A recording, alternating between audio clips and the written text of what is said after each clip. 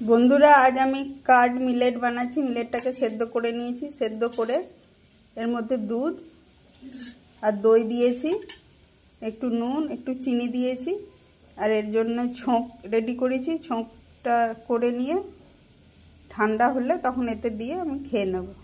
দেখুন বন্ধুরা, এটা আমার কার্ড মিলেটের ছোঁক রেডি করেছি। এটাতে জিরে, আদা কুচি, কারি পাতা, হিং, বিউলির ডাল, কাজু, কিশমিশ, লঙ্কা কুচি, কাঁচা লঙ্কা কুচি, শুকনো লঙ্কা কুচি দিয়েছি।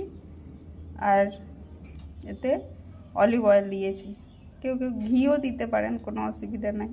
ঘি দিয়েই মেনলি ছোকা হয়।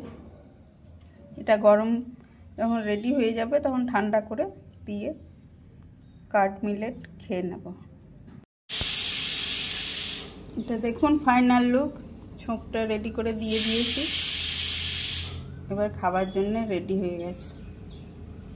দেখছেন কেমন বুদবুদ পাচ্ছে, আওয়াজও পাচ্ছে, কিন্তু প্রেসার কুকারে আমি সবজি চাপিয়েছি, সেই জন্য হয়তো পাচ্ছেন না।